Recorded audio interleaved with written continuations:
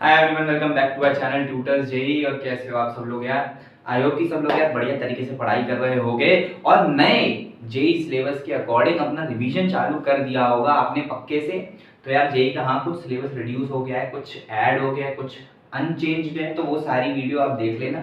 जैसा जैसा आपको सही लगे उसी हिसाब से आपको जो है अपना रिवीजन करना है कि यार ये चीज ऐड हुई है तो इसको पढ़ लेते हैं।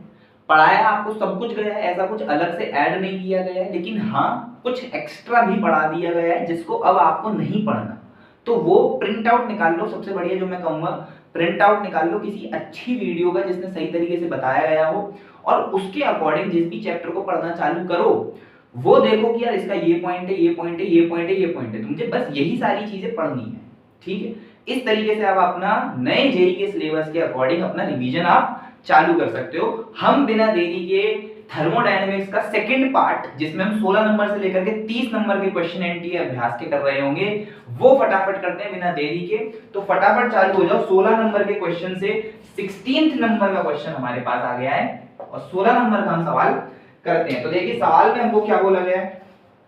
सवाल में बोला गया है 4 moles of H2 at 500 Kelvin is kept in an adiabatic rigid container। ठीक है भैया, एडियाबैटिक है, एडियाबैटिक है। कितने मोल्स हैं सर? सर n 4 मोल्स हैं सर। H2 है, टेम्परेचर सर 500 केल्विन है। बहुत सुंदर। After some time it was found that 1 mole of the gas is dissociated into H atoms. अब जो 1 मोल है, 1 मोल हाइड्रोजन, 1 मोल H2 डिसोसिएट हो गया H में। ठीक, the dissociation energy per mole of H2 gas is 2000 calorie. अब जो इसमें एनर्जी लगी वो एनर्जी लगी 2000 calorie. Let the new temperature of the gas be 100 T। जो नया टेम्परेचर आएगा, जो नया टेम्परेचर आएगा वो आएगा 100 T। इसने मान लिया 100 टाइम्स T आएगा, तो हमको T की वैल्यू बतानी है अप्रोक्सीमेटली कितनी होगी।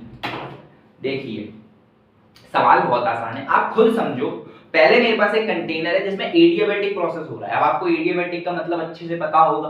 उसके बाद मैंने बोला कि उस कंटेनर में 4 मोल हाइड्रोजन है, H2 है और टेम्परेचर कुछ 500 केल्विन है। अब 1 मोल उठ करके जाता है और 1 मोल H2 से H बना लेता है। ठीक है, 1 मोल H2 का H में ब्रेक हो गया, डिसोसिएट हो गया, H एटम्स बन गए। तो इससे होगा क्या? कुछ कुछ चेंज आएगा। चेंज आएगा तो क्या होगा? टेम्परेचर की गिरावट हो जाएगी या बढ़ोतरी हो जाएगी, हमें चेक करना पड़ेगा, हमें मैथमेटिक्स से। लेकिन होगा क्या कि जो इनिशियल एनर्जी थी वो तो फाइनल एनर्जी के बराबर ही रहने वाली है। अरे हाँ ना बोलो यार, जो इनिशियल एनर्जी थी वही फाइनल एनर्जी के बराबर रहने वाली है। अच्छा, अब एनर्जी पर सर मेरा दिमाग क्यों गया? क्योंकि कुछ एनर्जी दी गई है कि जो डिसोसिएट हुआ, डिसोसिएट होने में उसको जो एनर्जी लगी वो लगी 2000 कैलोरी। तो मुझे कुछ एनर्जी का यूज करना पड़ेगा। तो सबसे बड़ा हिंट दिमाग में यही आता है कि यार इनिशियल एनर्जी और फाइनल एनर्जी को बराबर कर दो। ठीक है, तो हम यही करते हैं कि हम क्या करेंगे, हम बोलेंगे sir initial energy should be equal to dissociation energy plus जो कुछ हमारी रिमेनिंग है। सही बात है कि नहीं? अच्छा, अब ये क्या होता है भाई साहब? ये आपको पता होना चाहिए। बताइए क्या होता है? क्या मैं बोल सकता हूं F/2 nRT? क्या इधर के लिए मुझको पता है 2000? क्या इधर के लिए मुझको पता है F/2 nRT again T dash, क्योंकि अब कुछ नया टेम्परेचर हमारा यूज होगा। ठीक है, क्योंकि अब कुछ नया टेम्परेचर रहा होगा। अगर मैं इधर के लिए बात करूं तो 5/2 इंटू 4 इंटू 2 इंटू टेम्परेचर कितना है हमारा 500 केल्विन। अरे हाँ ना बोलो यार, 5/2 into 4 into 2 into 500, this is equal to 2000। But wait now, अब इसको जो मुझे लिखना है वो मुझे अलग तरीके से लिखना पड़ेगा, क्योंकि देखो डिसोसिएशन एनर्जी तो मैंने लिख दी, इसके अलावा जो हमारा 1 मोल H2 गैस का डिसोसिएट हुआ है एटम्स में उसकी F/2 nRT प्लस जो हमारे 3 मोल्स H2 के बचे हुए हैं उसका F/2 nRT, दोनों का F/2 nRT इस जगह पे आएगा। तो उसके लिए जो हमारे मोनो एटॉमिक हो गए, जो H एटम्स हमारे लिए मोनो एटॉमिक हो गए, उसके लिए F3, तो 3/2 इंटू n। अब n क्या हो जाएंगे भाई साहब, आप एक बात को समझो कि एक मोल H2 H एटम्स में ब्रेक हुई तो क्या वो 2 एटम्स बन गए, 2 मोल्स बन गए। एक H2 2 H एटम्स बनाएगा तो एक मोल H2 2 मोल H एटम्स बनाएगा। तो यहाँ पे 2, यहाँ पे R की वैल्यू हम 2 कैलोरी ले रहे हैं, तो क्योंकि सब कुछ कैलोरी में चल रहा है। इसके बाद हमारा कुछ T डैश प्लस, अब ये तो उन मॉलिक्यूल्स के लिए लिखी जो एक मोल H2 H एटम्स में चला गया, प्लस अब जो हमारे रिमेनिंग के लिए 3 मोल्स बचे हैं उन 3 मोल्स के लिए भी ये चीज हम सॉल्व करेंगे। अब यहां से आप सॉल्व करोगे T डैश, तो आपके T डैश की वैल्यू क्या आ जाएगी, देखिए इसको सॉल्व करोगे तो यहां से 2 कट गया, इसको सॉल्व करोगे 2 कट गया, इसको सॉल्व करोगे 2 कट गया, ये आपका आ जाएगा 5 चौक 20, 20 पंजे 10,000 आ जाएगा। यहां पे आपका 2000 प्लस इस जगह पे आपका बचेगा 3 2 60 डैश और 15 मतलब कि 21 T डैश, 21 T डैश, तो 8000 बटे 21 T डैश आपकी कुछ कुछ वैल्यू आ जाएगी, और इससे आपका पता चलता है कि यार कुछ T डैश की वैल्यू आपको बतानी है। तो T डैश की वैल्यू जो आ जाएगी आपकी 400 केल्विन आ जाएगी, लेकिन क्योंकि आपका फाइनल टेम्परेचर 100 T है, तो 100 T की वैल्यू 400 है, तो T की वैल्यू आपकी 4 आएगी। समझ में आया क्या? आपको टेम्परेचर नहीं पूछा था सवाल में, आपको पूछा था 100 T में T की वैल्यू बताइए, तो 100 T की वैल्यू 400 थी, T की वैल्यू 4 आ गई। ठीक है, चलती है अपने अगले क्वेश्चन पर चलते हैं फटाफट 17th नंबर के सवाल पर। और 17th नंबर का सवाल देखिए बहुत ही आसान, आपको बोला गया है, आपको क्या बोला गया है, आपको बोला गया है सर कि एक मिक्सचर है जिसमें N1 मोल्स तो मोनो एटॉमिक के हैं, N1 मोल्स है मोनो एटॉमिक के, और आपके N2 मोल्स जो हैं वो हैं हमारे डायएटॉमिक गैस के। ठीक, हमको बोला जा रहा है कि भैया Cp/Cv जो है हमारा वो है हमारा गामा, जिसकी वैल्यू है हमारी 1.4 आई थिंक 1.5। अब मुझे बताना है कि N1 और N2 में रिलेशन क्या रहा होगा, N1 और N2 में रिलेशन क्या रहा होगा। तो हम जानते हैं कि हमारा नॉर्मल गामा तो ये होता है, हमारा गामा सिंपल अगर मैं बोलना चाहूं तो वो Cp/Cv होता है, इस बात को कोई चेंज नहीं कर सकता। ठीक है, लेकिन जब हम मिक्सचर बना रहे हैं, हमारा बन रहा है मिक्सचर मतलब कि भैया हमने N1 मोल्स तो ले लिए मोनो एटॉमिक के, N2 मोल्स ले लिए डायएटॉमिक के और मिक्स कर दिया घच।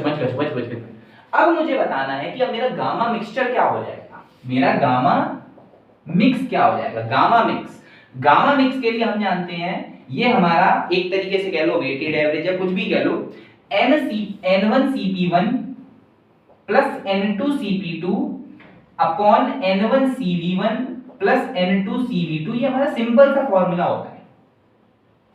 अब आपको कुछ नहीं करना, आपको पता होना चाहिए कि मोनो एटॉमिक के लिए CvCp क्या होते हैं, आपको पता होना चाहिए डायएटॉमिक के लिए CvCp क्या होते हैं।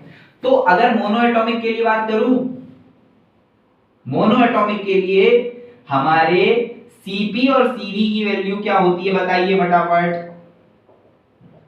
Cp होता है 5r/2, Cv होता है 3r/2।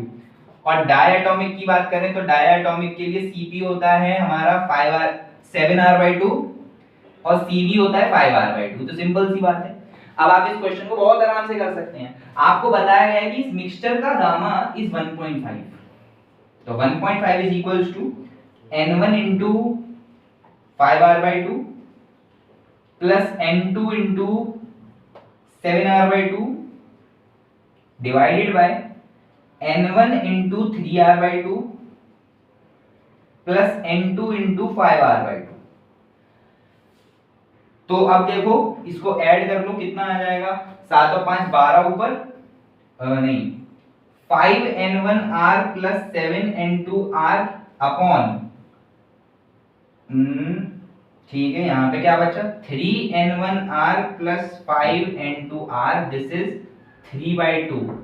इसको कर लो सॉल्व, तो आपको सॉल्व करने पे पता चलेगा कि n1 इक्वल टू n2 आ रहा है। मेरे पास इतनी जगह नहीं है इसलिए मैं सॉल्व नहीं कर पाऊंगा।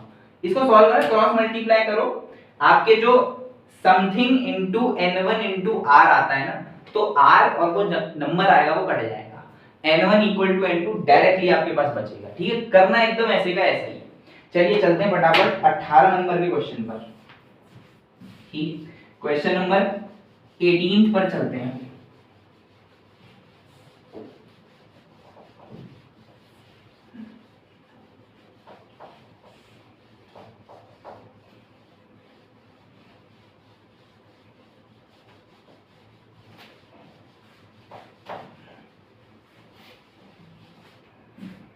क्वेश्चन नंबर 18, क्वेश्चन नंबर 18 देखिए क्या बोल रहा है। A gas undergoes a process in which the pressure and volume are related as this.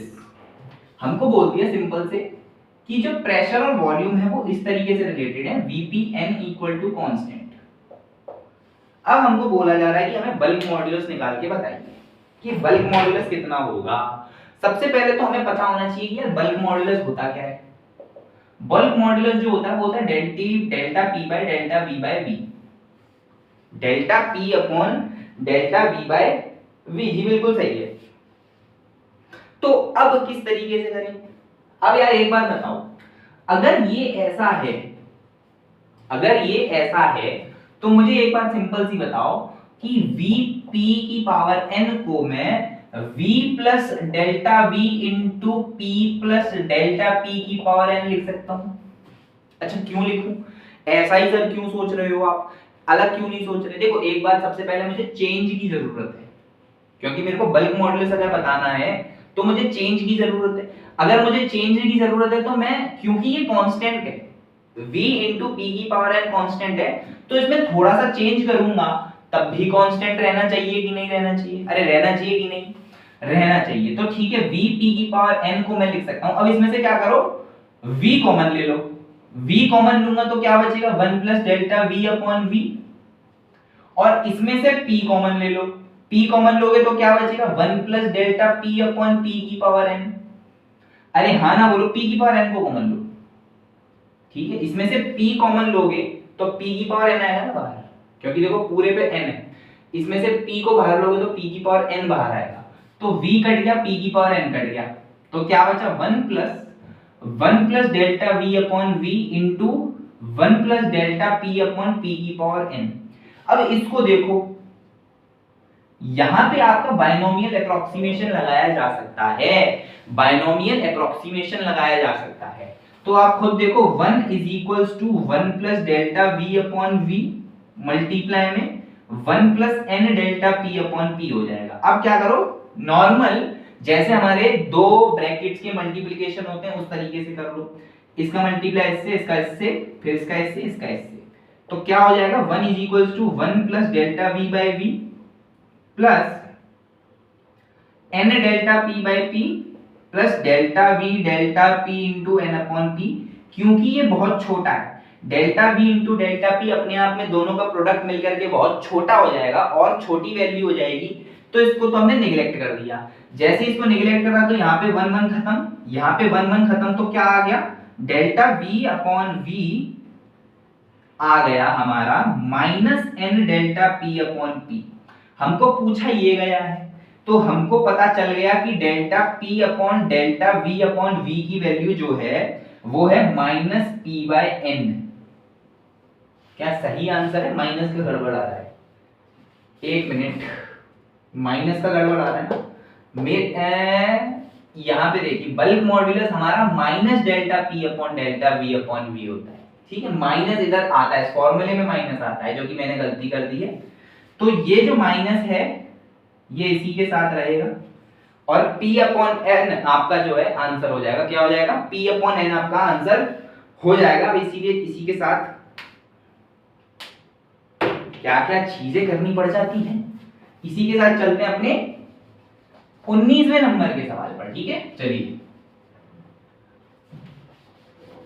19th number question पर चलते हैं।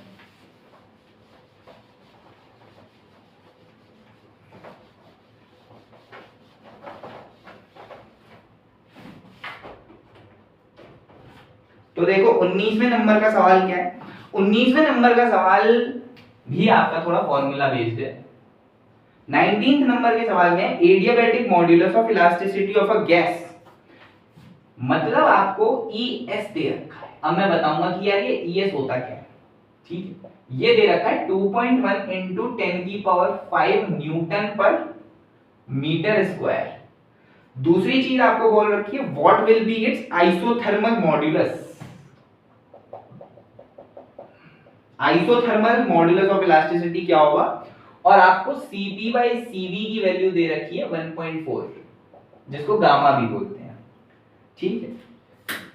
अगर आपसे ये चीज पूछ रखी है तो अब आपको पता क्या क्या होना चाहिए यार, सिंपल सी बात है, आपको क्या पता होना चाहिए कि हमारा CP/CV क्या होता है।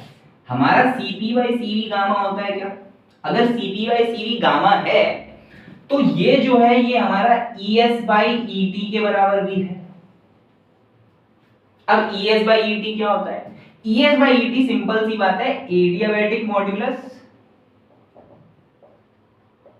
ऑफ इलास्टिसिटी, और ET होता है हमारा isothermal, isothermal modulus of elasticity. ये आप याद रखिए, ये आपको याद है तो इस प्रकार के सवाल जो कि शायद पूछे ही नहीं जाते, एनटी अभ्यास में डाल दिए हैं, कोई मतलब नहीं इस सवाल का, सीधा फॉर्मूला बेस्ड है। आपको CP/CV की वैल्यू सीधा 1.4 दे रखी है, ES की वैल्यू सीधा 2.1 into 10 की पावर 5 दे रखी है। आपको ET निकालना है, ET आपका सिंपली 2.1 into 10 की पावर 5 डिवाइडेड बाय 1.4 करके आ जाएगा। कोई भी बड़ी बात नहीं है इसमें, बहुत ही सिंपल सवाल था। लेकिन अगर आपको ये चीज पता हो, जो कि रेयरली कभी मेंस में पूछा जाता है, ठीक है। इसके बाद चलते हैं अपने 20वें नंबर के सवाल पर।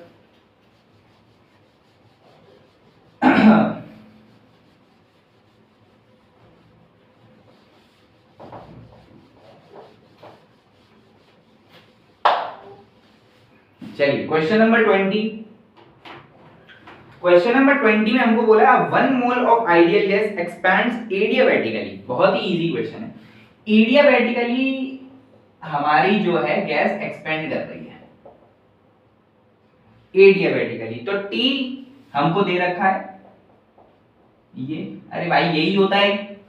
अब ये हमको बोल रखा है, ठीक है, हमको पूछ रहा है गामा की वैल्यू बता दो। अरे भैया, अरे भाई जा से सरल सवाल होवे कछु, जा से सरल सवाल होगा कछु। बहुत ही सिंपल सवाल है, बहुत ज्यादा सिंपल सवाल है। आप मुझे बताइए एडियाबैटिक में आपका टीवी गामा -1 कांस्टेंट रहता है, और यही रिलेशन होता है कि नहीं होता है?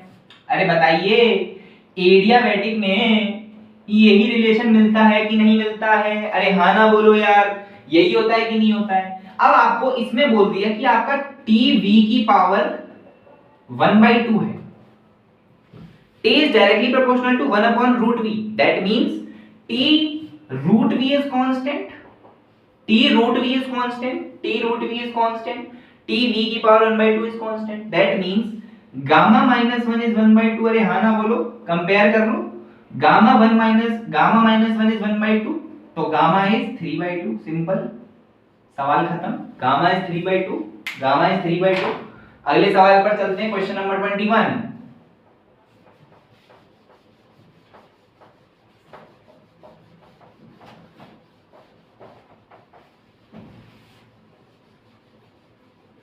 क्वेश्चन नंबर 21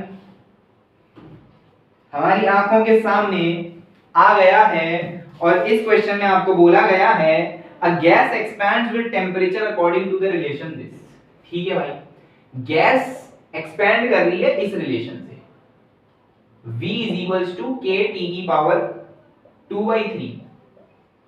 ठीक है, calculate the work done.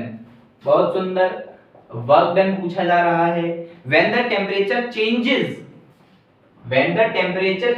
by 60 kelvin, मतलब कि जो चेंज इन टेम्परेचर है, मतलब कि डेल्टा टी आपका 60 के है, आपको वर्क डन बताना है, आपको वर्क डन बताना है। अब वर्क डन अगर बताना है तो वर्क डन का तो सिंपल लॉजिक है, कोई मतलब ही नहीं है।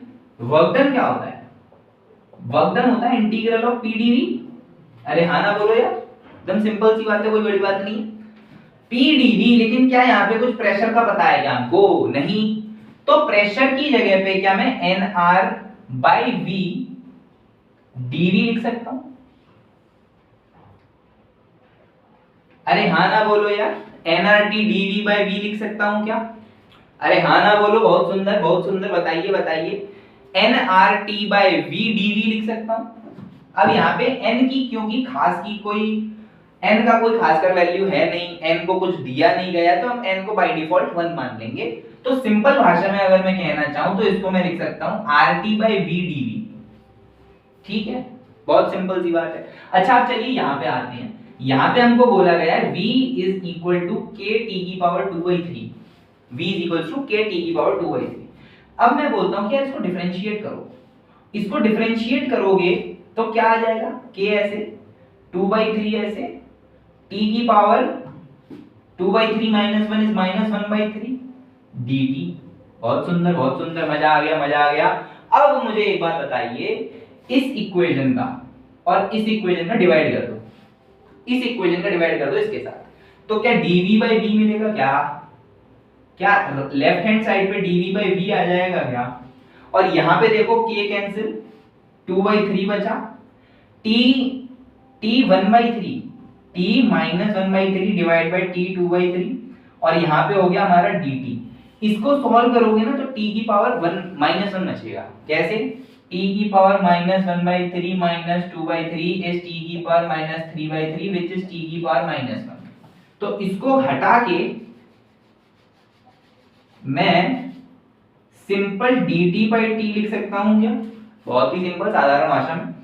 अब मुझे यहां से क्या मिला? अब मुझे मिल गया कि यार dv बाई v को मैं ये चीज लिख सकता हूं, dv बाई v को मैं ये चीज लिख सकता हूं। ठीक है, बहुत सुंदर।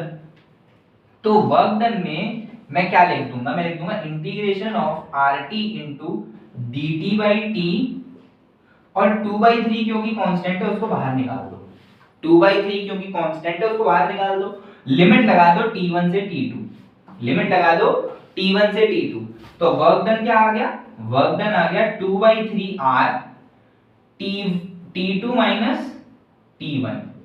अब इंटीग्रेशन करना तो आपको आता ही है ना, t से t कैंसिल, dt का t2 माइनस t1। तो 2/3 into r into delta t आपको क्या 60 दे रखा है, खत्म हो गया मामला। 60r is my answer. जो मेरा वर्क डन आएगा वो आएगा मेरा 60r, 60r। कुछ गलत कर दिया क्या? अरे 20 40 3 2 जा 6 होता है बाबू, 3 3 या 6 नहीं होता, 3 2 जा 6 होता है। ठीक है, चलिए अगले सवाल पर चलते हैं। Question number 22।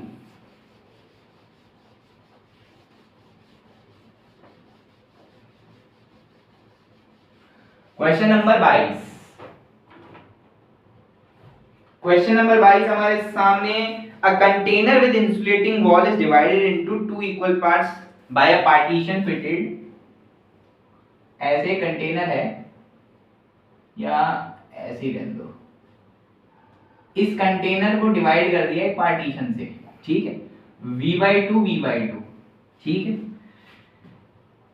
एक तरफ P प्रेशर और T टेम्परेचर, दूसरी तरफ इवैक्यूएटेड है, वैक्यूम है, बिल्कुल कुछ भी नहीं है। अब मैंने क्या करा? मैंने सडनली, अब जो ये वर्ड है ना सडनली ओपन, जो ये वर्ड है सडनली ओपन, इस पर गौर करना है। इसमें बोला है कि सडनली मैंने क्या करा? वॉल्व को खोल दिया, इस वॉल्व को खोल दिया, इसको खोल दिया, तो बताओ मेरे को नया प्रेशर और नया टेम्परेचर क्या होगा? If I have opened the valve suddenly, तो मुझे बताइए कि टेम्परेचर और प्रेशर नया क्या हो जाएगा? ठीक है, एकदम सिंपल है। जब मैंने सडनली ओपन किया, this indicates adiabatic process. Adiabatic है तो मैं बोल सकता हूं कि टेम्परेचर जितना तब था उतना ही बाद में रहा होगा। टेम्परेचर तो सर मेरा उतना ही रहने वाला है। बात करो प्रेशर की, प्रेशर की बात करूं अगर, तो P1 V1 is equal to P2 V2 हो जाएगा क्या? P1 V1 equal to P2 V2। जब मैं ऐसे लिख सकता हूं तो मैं क्या ये बोल सकता हूं कि यार इनिशियली प्रेशर P था, इनिशियली वॉल्यूम V/2 थी, फाइनली प्रेशर कुछ हो गया और वॉल्यूम V हो गई, वॉल्यूम V हो गई, तो अब इसको काट दो, नया प्रेशर जो है वो P/2 आ जाएगा, खत्म आंसर, क्वेश्चन समाप्त हो गया। चलते हैं अगले सवाल पर। अगला सवाल है हमारा 23।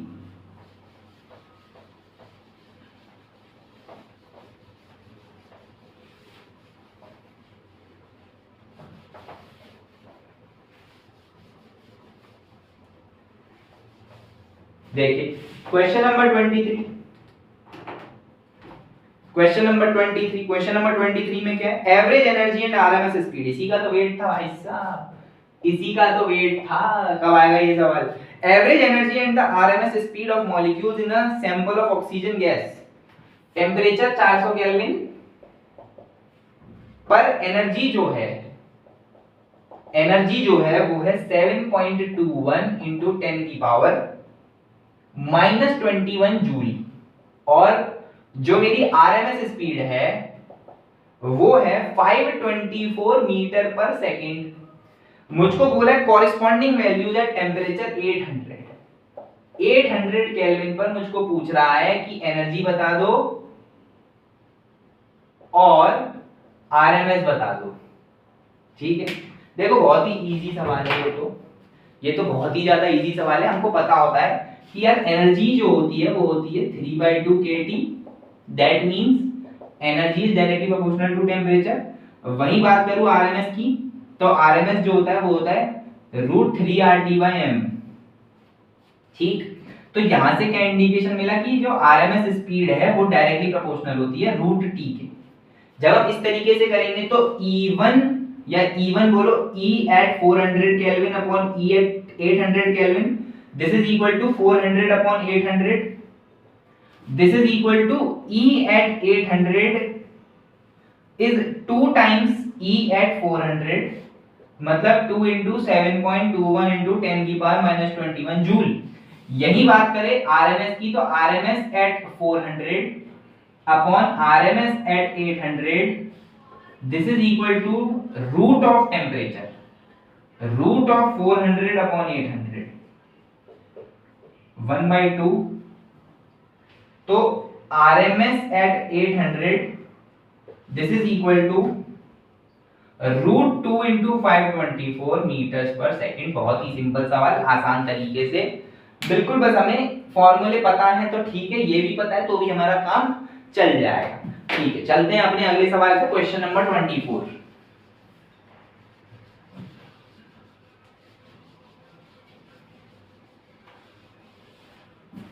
क्वेश्चन नंबर 24 क्या बता रहा है, देखिए, if universal gas constant is R, the essential heat to increase from इतना टेम्परेचर टू इतना टेम्परेचर।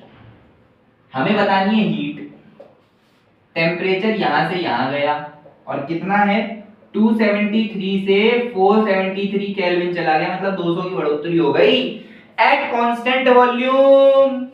अगली मजेदार चीज बोली गई है constant volume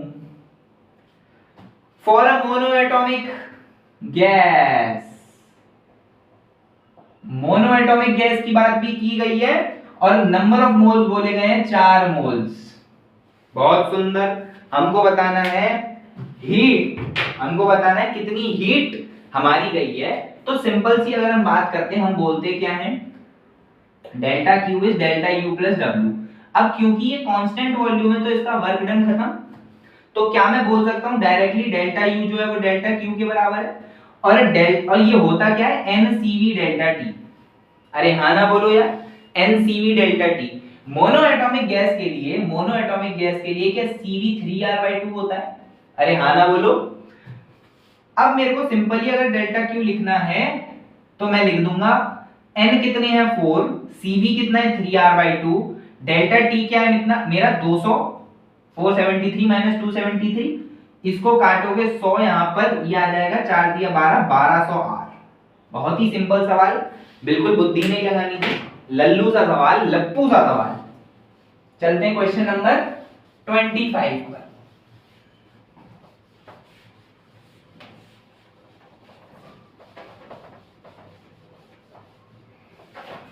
question number 25, question number 25 थोड़ा इंटरेस्टिंग है, ध्यान से देखिएगा। आपको बोला गया है 1 mole of a monoatomic gas,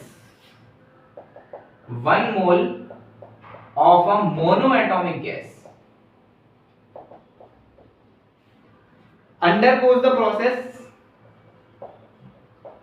ठीक है, as in the given PV diagram the specific heat for this process। हमको ग्राफ भी कुछ दिया है और ग्राफ कुछ इस तरीके से दिया है, ये A है, ये B है, इस तरीके से हमारा वर्क डन है, इस तरीके से हमारा प्रोसेस जा रहा है, ये P है, ये V है, ये वैल्यू V0 है और प्रेशर 2P0 है, ये हमारा 4P0 है और ये हमारा 4V0 है।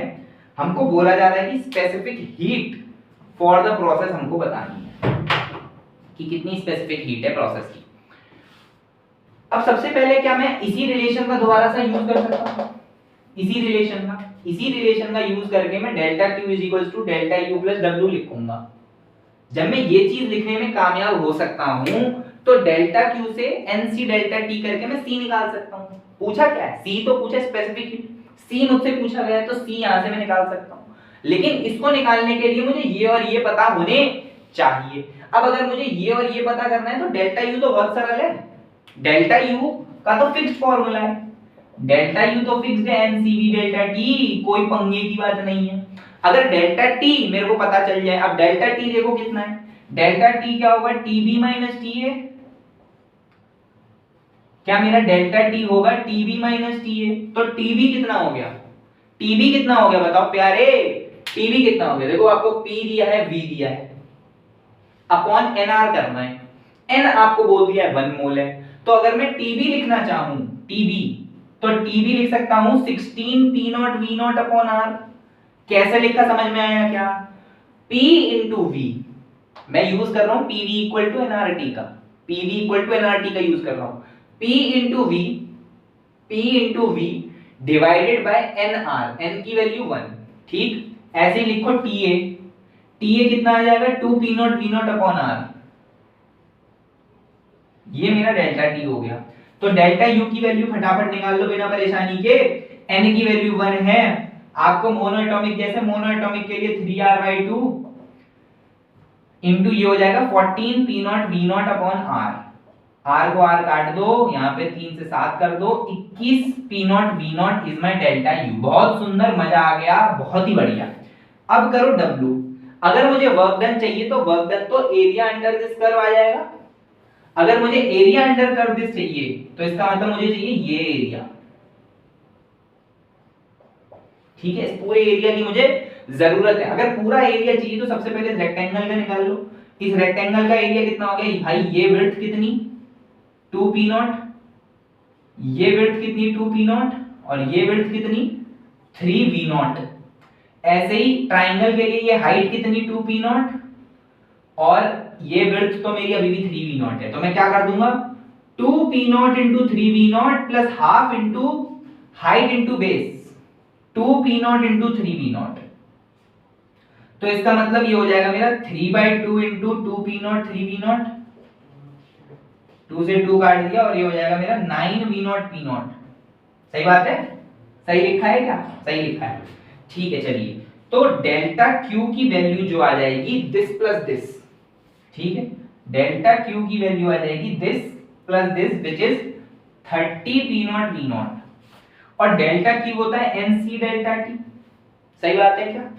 C मुझे फाइंड करना है, C फाइंड करना है तो 30P0 V0 का डिवाइड कर दो N डेल्टा T से। N की वैल्यू तो 1 ही है, डेल्टा T की वैल्यू हमने निकाली थी 14P0 V0 upon R, 14P0 V0 upon R, ये कट गया, ये कट गया, 30/14 मतलब कि 5 नहीं 15R/7 आ जाएगा।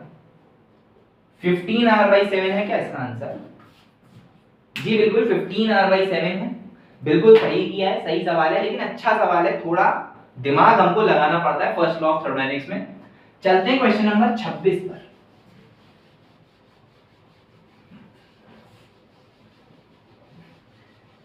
क्वेश्चन नंबर 26 हमारे सामने है। अब देखो मजेदार चीज। क्वेश्चन नंबर 26 में क्या है? The value of molar specific heat at constant pressure for 1 mole of try atomic gas. अरे यार ये क्या बोल दिया सर आपने? सर मोनो एटॉमिक डायटोमिक का तो पता है, ट्राई एटॉमिक क्या आ गया ये? और इसका हमें निकालना क्या? मोलर स्पेसिफिक हीट कैसे निकलेगा सर? कांस्टेंट प्रेशर पर, मतलब कि आपको Cp की वैल्यू पूछ रहा है। पूछ किसकी रहा है? पूछ रहा है Cp की वैल्यू कितनी होगी for try atomic gas. Sir हम तो डाई एटॉमिक मोनो एटॉमिक में ही फैल जाते हैं, ये ट्राई एटॉमिक ले आया बाबू। Triatomic which is arranged in triangular arrangement. बहुत सुंदर मजेदार चीज है। अब देखिए क्या करना है, सिंपल सी बात है, कुछ ऐसा खास नहीं है। हम जानते हैं क्या है? हम जानते हैं कि यार Cp जो होता है वो Cv प्लस R होता है, और Cv जो होता है वो होता है F/2R। Cv हमारा FR/2 होता है। Cv क्या मैं निकाल सकता हूं? F for try atomic gas वो होगा हमारा 6 होगा, तो 6/2 इंटू R करना है। 6/2 इंटू R। Cp निकालने के लिए Cv प्लस R जब मैं करूंगा तो क्या 6R/2 प्लस R ही करना है? तो इसका मतलब 8R/2 मतलब कि 4R इज माय आंसर। खत्म हो गया सवाल, कोई बड़ी बात नहीं थी। चलते हैं क्वेश्चन नंबर 27 पर। Question number 27।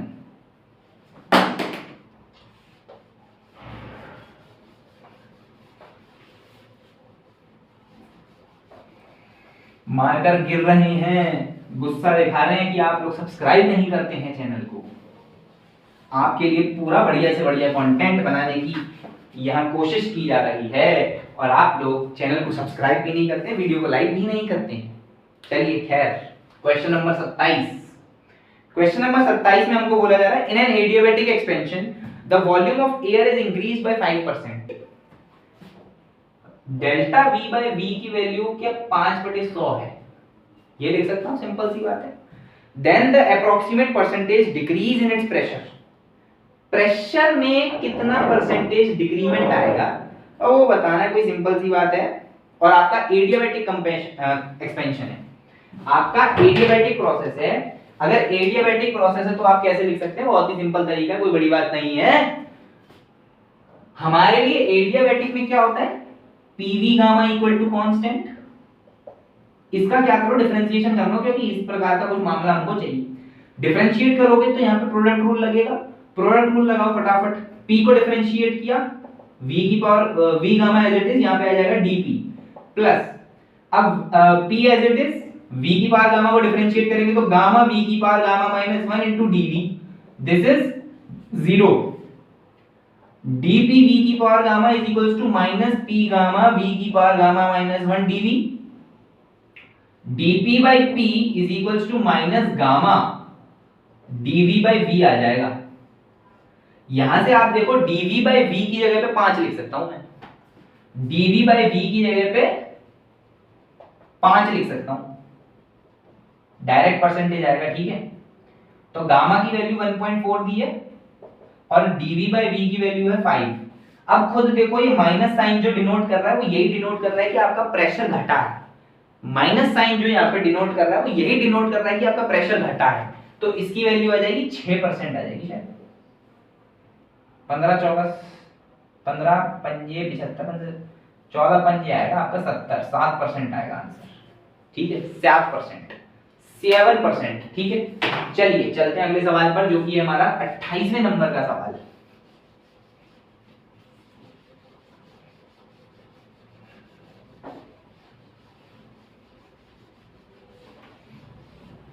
ट्वेंटी नंबर का सवाल।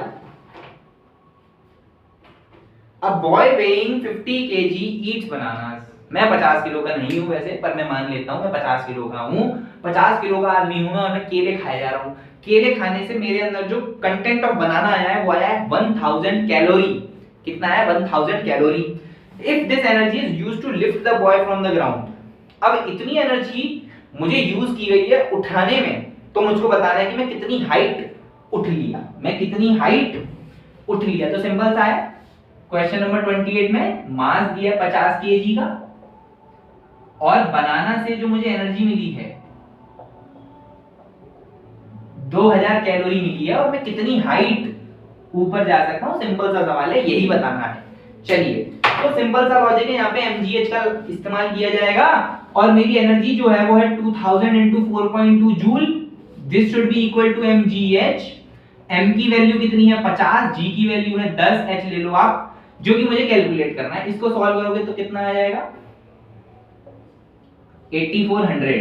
ठीक है, एक गया, एक और गया, h आ जाएगा 84/5, मतलब कि लगभग, सही कर रहा हूं क्या, गलत तो नहीं करा ना बाबू, गलत कर दिया क्या कुछ, रुको, आपको एनर्जी 1000 है यार, क्या करते हो, 1000 है एनर्जी, एनर्जी 1000 है बाबू, मैंने भी लिखा है 2000, एनर्जी 1000 है।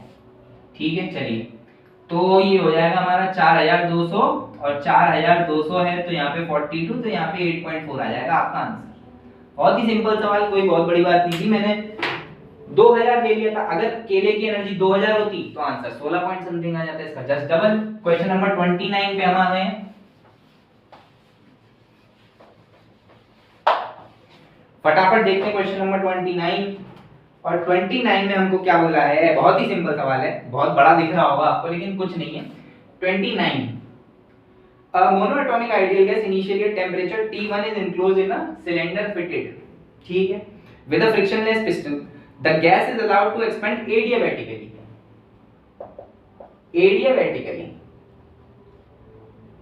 to a temperature T2 by releasing the piston suddenly if length L1 and L2 are the lengths of the gas column, L1 and L2 हमारी लेंथ है, तो हमको बताना है T1 अपॉन T2 L1 और L2 के terms में। यार सिंपल सी सवाल है, कोई मुश्किल वाली बात नहीं है, बहुत ही इजी है। एडियाबैटिक में टेम्परेचर और वॉल्यूम का रिलेशन होता है, फटाफट बताओ वो क्या होता है।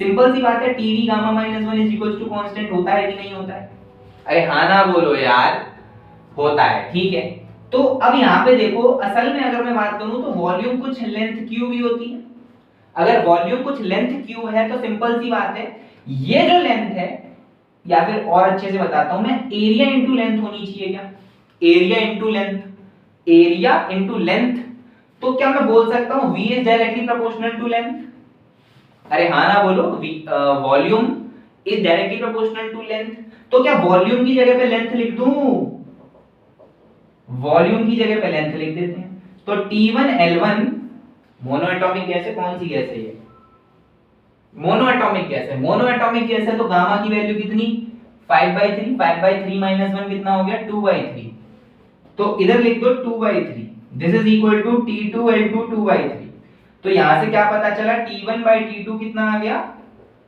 L2/L1 की पावर 2/3, खत्म, यही आंसर। आप सिंपल सवाल, कोई ज्यादा बुद्धि नहीं लगानी थी, बहुत ही आसान तरीके से हो गया।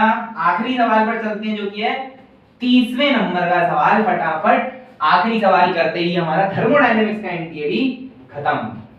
देखते हैं 30 नंबर का सवाल, ग्राफ ग्राफ कुछ दे रखा है भाई साहब, देख करके डरना नहीं है, बहुत ही हलवा सवाल है।